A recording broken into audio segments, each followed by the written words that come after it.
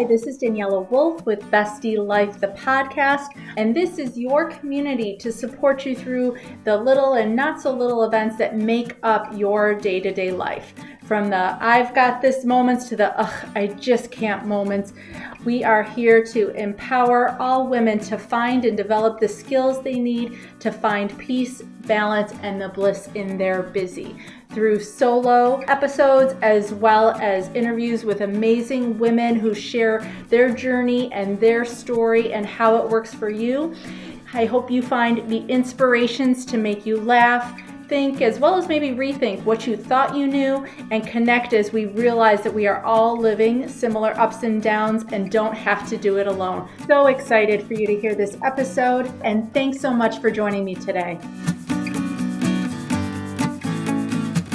Hi, this is Daniela with Bestie Life, and I am so excited to get to talk to you today. Solo episode. I know I haven't done one in a little bit, and kind of go take some time to really explain a little bit more about what is burnout and how to avoid it, because I think burnout is a term that can be increasingly common and even overused a lot of times in our day-to-day life, and we don't always really know or think about exactly what does that mean. So to break down some of the actual basis behind what is burnout, start to recognize maybe what signs you need to look for, what steps you can take right now to prevent it, so that you can start to take back your time, take back your days, take back control over your life so that you are living intentionally, living on purpose, and really ending each day feeling like you want to feel.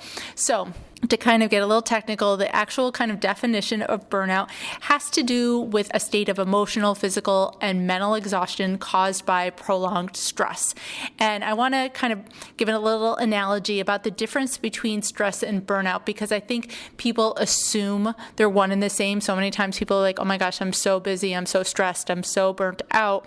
But there is definitely a difference between being stressed and being burnt out. And that definitely, that word prolonged stress is part of that difference, because we all experience stress. That's normal. That's part of our day-to-day life. It's when it becomes too big and all-consuming that it transitions to burnout. The analogy I love to use is like a bonfire. So if you have a bonfire, stress is adding more logs to the fire. You're adding more things to your list. The fire is getting bigger, it's getting hotter, and you can feel that intensity from it. But you still are in a place of control of adding logs, maybe still taking one off, things like that, to try and manage that flame and that fire. Burnout is that point when you've burnt all the logs and you just have those smoking embers. You can't even blow a fire back into them because the fire is gone. It's extinguished. There is nothing left in that pile of ashes in order to create that fire, to create, that energy that you need at times. And so to think of the difference between stress and burnout in that way, stress is a place where you still have that control of putting more on or taking things off. Burnout means it's empty, exhausted completely. And unfortunately, in today's hustle culture where, we try and do more, we're multitasking, we're trying to get more done, as well as a lot of times as women, we just take on that invisible load. We take on more. We just assume the responsibilities for different things, whether it's at home, at our jobs, in our families' day-to-day lives, to support them and prioritize what they need, that we can get to that place of going from stress to burnout because we just keep adding, we just keep doing more, which is why I just think it's so important to recognize, so important to talk about in order to actionably plan the steps necessary to be able to prevent and recover from burnout and kind of just maintain a different way of living so that we don't get to that place. So first, let's talk about why you might be at risk at burnout. Like I said, it can affect everyone. No one's immune based on, race, color, income, religion, anything like that. But it's definitely caused by outside factors that we allow into our days, whether it's a high work stress environment, whether it's intense workloads, adding too much, that constant busy or that badge of busy everybody tries to carry with you, I think, is part of what leads to it. But when you do those things, you feel like then you're constantly running on empty, overworking, not taking breaks, not taking care of yourself is when you really get to that place of being risk for burnout. And I do want to add that sometimes, unfortunately, we are the problem, not to quote Taylor Swift, but we are the problem. It's us because we put the pressure on ourselves to succeed or overachieve or set unrealistic expectations or expectations that are just so high that it puts us at risk for that burnout. And we need to be careful that we are taking the steps necessary to protect ourselves, to prevent that for ourselves, because a lot of times those expectations, those thoughts, those things we think we, quote, should do, don't come from anybody else but us. And so we are key in not only causing the problem, but also in fixing that problem. Next, I want to take a second to talk about some of the signs of burnout, because definitely, again, the earlier you can recognize those signs, the quicker you can address them, the quicker you can start to change or make new habits. We can prevent some of that overwhelm. And unfortunately, the longer you allow those things to carry on, the harder and longer it's going to take to recover, because you get so much more ingrained in those routines and those thought processes and those habits. And it does take more work to recover from, but it is absolutely totally possible, totally doable. But just definitely recognizing those signs sooner. And the first and most obvious one is feeling exhausted all of the time, even after a good night's sleep. And so definitely look at how you're sleeping. As you guys know, if you've listened to me for a little bit, I think of sleep as one of our big areas of self-care, because sleep can affect so many other things, from our mood, how we eat, how we move, obviously how we interact with others.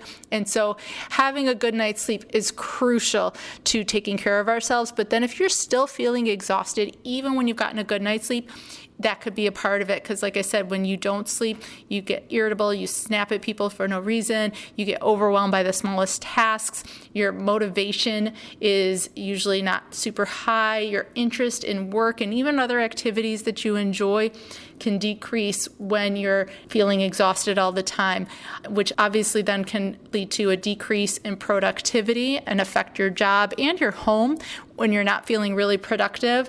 And then last are some of those physical symptoms like headaches, backaches, stomach problems, heart issues, hypertension, high blood pressure. The physical ramifications are obviously the ones that we unfortunately pay attention to more and go see doctors, but that's obviously when it's been allowed to continue for a longer period of time. So just being aware of some of these warning signs, of some of these things to watch for, is going to help you kind of intervene, and cut that off way quicker.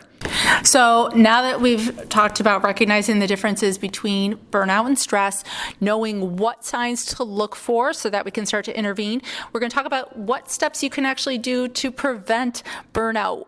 First one, it's my favorite thing, is to prioritize your self-care.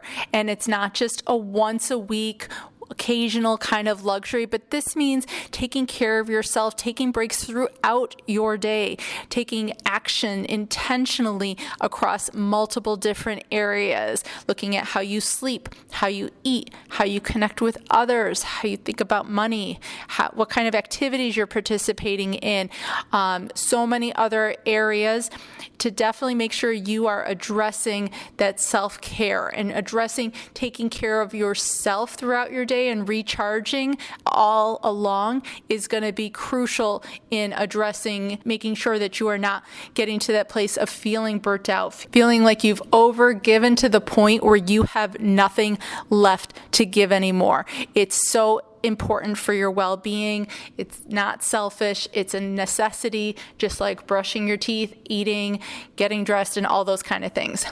The second thing to do is my other favorite thing, that B word, boundaries. This means learning to say no when you need to and not taking on more than you can handle. Because every time you say yes to giving yourself more things to do, taking on more responsibility than you are able to handle, you are saying no to taking care of yourself. You're saying no to what you need, and that's not helping anybody at that point. I always say that boundaries are freeing. Boundaries are not bad. They're an amazing thing to have, because when you communicate your needs and limitations to your family, your friends, and the people around you, your colleagues at work, they understand what you can and can't do. They know your availability, and so nobody's left with any resentment, any guilt, any question, any wonder, and it creates such a freedom of mutual respect. It creates time freedom. Another analogy I love to use, it's kind of like when you get a new puppy. If you just let it run off in the yard out on its own, you're going to worry that it's going to run into the street or get hit by a car or get lost and not be able to make it back. But if you had a fence up around your yard, puppy can go run free, but you know where the puppy's going to be. Nobody thinks that it's going to, come run up to them on the sidewalk or anything like that. And so boundaries provide that freedom of knowing where we stand, when we're available, how much we're able to do and commit to. And when we do, we can give it 110% because that's where we're focused, that's where we are, and that's where we're able to then give our best and be able to take the time and then space we need for ourselves without any compromise. And along with that, like I said, being present in the moment, the third step is practicing mindfulness, which means being present in the moment and not letting your thoughts run away and either worry about things that have already happened that you can't change, worrying ahead of time about things that haven't happened yet and aren't going to happen for a little while and that you can't control. Mindfulness helps you reduce that stress and anxiety and improves your overall well-being by grounding you in exactly where you are right now. I know taking a deep breath, meditating are great ways to practice mindfulness because there's a great quote that says, you can't take a past breath, you can't take a future breath, you can only take a current breath. I wish I knew who said it because I do love that quote, and it is so true. We can really only be present right now. Another great way, it's called 5, 4, 3, 2, 1, and it's about looking at 5 things you can feel, 3 things you can see, 2 things you can touch, 1 thing you can taste, like focusing on your senses, and really by being able to notice those different sensory things also can help ground you in the present moment. There's so many great ways to practice mindfulness. It doesn't even have to be a long practice. I think people think, with meditation or different things, they need 20 minutes or an hour. Mindfulness can happen literally in 10 seconds or less. You can do it quickly throughout your entire day, and so it is such a great, actionable, and easy way to relieve that stress, to practice some self-care, and to help prevent burnout. The fourth step has to do with connecting with others, and this means having a support network, whether it's colleagues at work that you can kind of, share some shared experiences and be able to connect based on things you're all dealing with, connecting with friends, family, people who can help support you and listen to you, who understand the different things you're going through, can help make all of this less isolating, because when we feel alone, it makes it harder to cope. It makes it harder to connect. And so making sure we stay connected to others will help us to not only break down that isolation, but by kind of relieving that stress. I always love, again, another analogy, when we carry the burden and stress of different things, it's almost like carrying around like a huge 20-pound bag of, say, rice or flour. It's heavy and you can manage it, but imagine allowing somebody else to pick up one corner and somebody else picks up another corner. It doesn't change the load that you're carrying necessarily, but it makes it lighter. It makes it easier. And so being able to share and connect with others helps decrease the stress of the things that maybe you are going through or thinking about and dealing with. And the last piece is, if you really, looking at those early warning signs, looking at how you're doing, really feel like you're in a place of burnout, is to seek out some help. Even if you think you might be on the brink of a burnout and not quite sure, still seeking out some help is a great way to do that. If you're not sure, I have the link to a free quiz on my website to help you kind of take that quick scan and see, where do you stand? What might you be doing? So go head to my website, bestdlife.com, click on the link to check and see if you're on the brink of a burnout. But if you think you are, or you definitely know you are, get some help. Seek out, if it's to an extreme extreme level, a licensed counselor, a therapist, or a burnout coach, which is, I know, what I do, and I'm also a counselor, but having someone who is trained and specializes in helping individuals experience burnout, helping you identify maybe some of those root causes you see and some of the ones that maybe you don't because you're so entrenched and enmeshed in the way of doing things, not even realizing how they're negatively contributing to you staying in burnout, as well as offering specialized interventions and support to help you overcome those challenges is not only going to help you achieve them, but streamline and achieve them faster, because help eliminate a lot of the trial and error, help you see through kind of the forest through the trees and the things that maybe you are not able to see on your own. Can help provide that motivation, that guidance and support that you need towards that recovery, as well as I can help you stay accountable as you're working towards your goal, because especially when we're trying something new, when we're adding different routines and different habits, even though they're for the best and they're going to help you as we're getting on track, maintaining that motivation can be hard. We see that every year when people create New Year's resolutions and things like that. They start off strong, the gym's packed for the first month or two of the year, and I think they say within the first couple of weeks is when that motivation starts to die out without that other external piece of helping you stay on track and stay accountable. Also, sometimes too, another reason might be you think you know some of the root causes, but to dig a little deeper, look at some of the underlying issues that could also be contributing to exhaustion and overwhelm. So you're not just taking off that top layer, which is sometimes the easier one to do, but to help you get in a different place so that it doesn't kind of show up in a different way, that you're not constantly chasing that, is another thing that a burnout coach can help you do. And lastly is, again, that emotional support that I talked about as far as breaking down that isolation of the experience you're going through. It can absolutely, even though it's great to have family and friends that are there for you and listen to you, it can also be hard to be vulnerable with the people that you know or that you're living with all the time, because you feel like, again, until you've learned how to deal with that mindset when it comes to expectations and your limiting beliefs and the negative thoughts you might be thinking, it can be hard to share some of those experiences and feel like it's a safe place to do that. And so as a burnout coach, I help give you that safe and non-judgmental space to discuss your feelings and emotions, as well as give you the practical tools and techniques to help you manage your stress, possible anxiety, and start to integrate that self-care throughout your entire day, give you a more positive outlook through some mindset work, as well as then to look at your overall time and how you're prioritizing it and how you're using it in a way that can feel good for you. And all of this will help you create, that healthier work-life balance or work-life harmony, work-life flow, kind of however you choose to look at that experience of feeling like you are not resentful of how you're spending your time in your day. And so we do that, like I said, by prioritizing your time and your needs, setting boundaries, developing strategies to manage the things you have to do, the things you need to do for work, as well as then having that time every single day for your self-care and relaxation throughout your entire day.